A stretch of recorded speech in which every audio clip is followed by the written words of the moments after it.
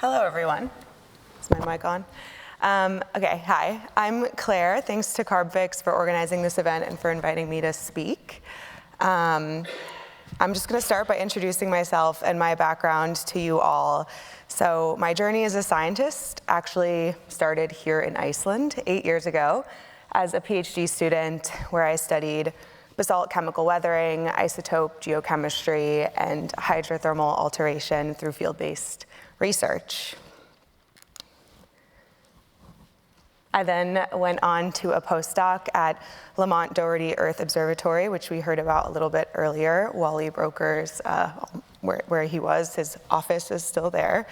And I worked with Professor David Goldberg doing reactive transport simulations of water alternating gas injections into basalt for optimized geochemical carbon storage. And this was a collaborative project with Mark White, who was at PNNL at the time. I also was a science advisor at Carbon Direct, who I think a lot of people in this room have heard of. It's a leading carbon management company. So all this work led to the establishment of Cella, which I co-founded in 2022, and I'm currently the CTO. So Cella is a seed stage technology startup working to scale permanent and secure geologic carbon storage.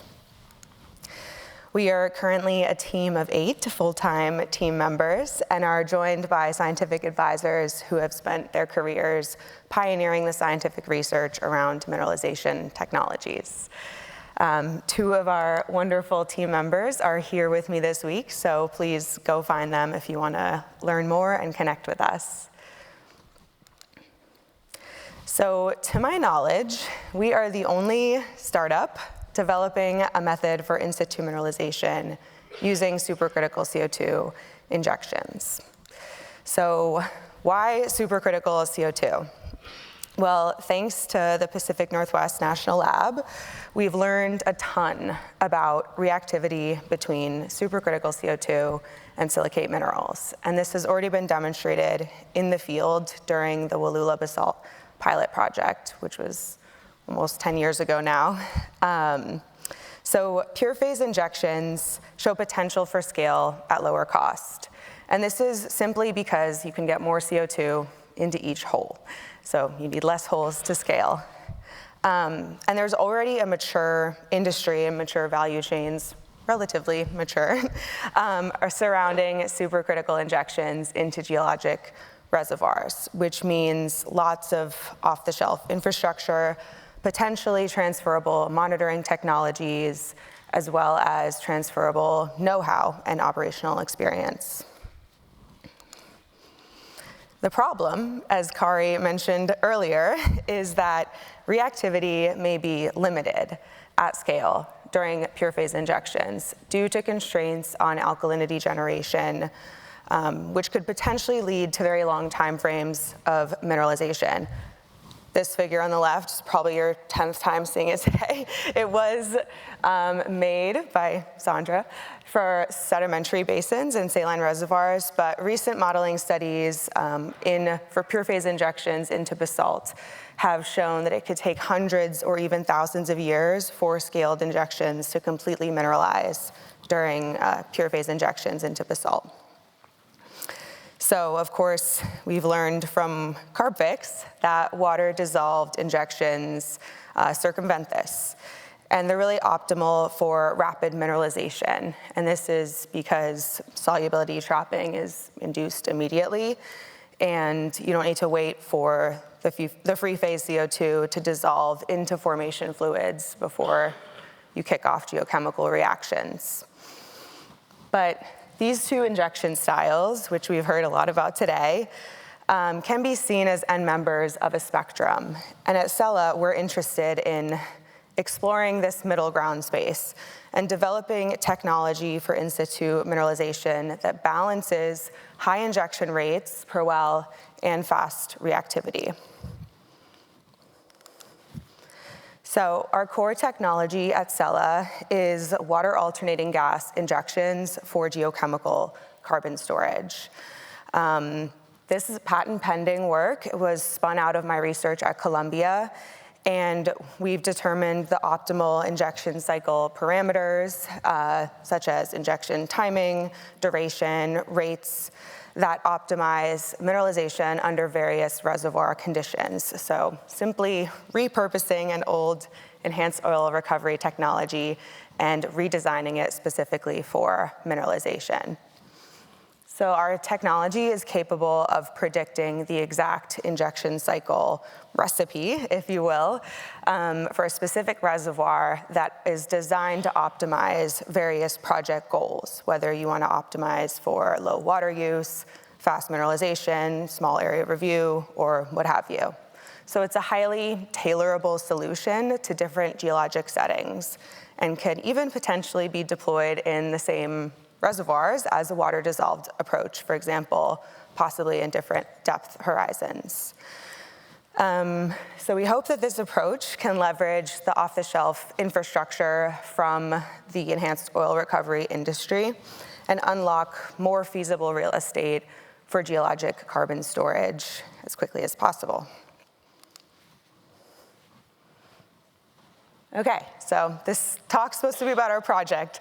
Although we're a US-based company, we have a project in the field already, and it's in Kenya, where we're conducting a field-scale pilot with a simple goal of demonstrating mineralization during a water-alternating gas injection. So there's a lot of things that we need to de-risk and learn still about this technology, but we need to take incremental steps forward with discrete goals to attack one by one. So yeah, lots of science yet left to do, but we decided the best way to learn and to advance this technology is to go out in the field and do a project. So here's our site. This you can hardly see, but there's our injection well, and in the far off distance, you can barely see our shallow groundwater monitoring well. So we picked Kenya because it's home to the East African rift basalts, which have hundreds of gigatons of storage potential, uniquely co-located with gigawatts of renewable energy potential. So it's a very ideal place to scale direct air capture plus storage industries. So as many of you know, developing a project in the field is a very huge undertaking, and we've spent the past 2 years in the development phase. What's not on this graph, which is the first year and a half, was community engagement and regulatory agency engagement, which I'll come back to. So we've secured and characterized a site, obtained the necessary permits, contracted EPCs for support, and have finalized our experiment and monitoring and verification design. Now the site is under construction, and we plan to inject before the end of the year. So after the injection, we hope to continue operations at this site, as well as opening it up to team science, as Todd Schaaf always says. So we'll have lots of samples to work with from the field, and I'd love to talk to any of the academics in the room about potential collaboration opportunities around this project. So we've already begun our baseline sampling campaign and are completing this project adhering to Class 6 monitoring requirements as best as possible. We're also collaborating with local universities and geothermal companies who are experts in the area, as well as engaging with communities and regulating agencies in the hopes of laying the groundwork to build a large-scale commercial carbon storage industry in Kenya for the long haul. You guys heard from Michael earlier. Our project is a finalist for the X Prize competition, and we've already pre-sold carbon removals to leading corporate buyers, which has been very instrumental for fundraising. Beyond Kenya, we're working with partners to develop projects globally, including a recently announced DOE-funded partnership focused on the Pacific Northwest, collaborating with Carbfix. So there's still a lot left to learn, but the best way forward is to work together on incrementally larger and larger projects, ideally in the field, so that we can advance the global applicability of mineralization technologies. And with that, I'd like to acknowledge our partners and thank Carbfix again for having me, and thank you all for listening.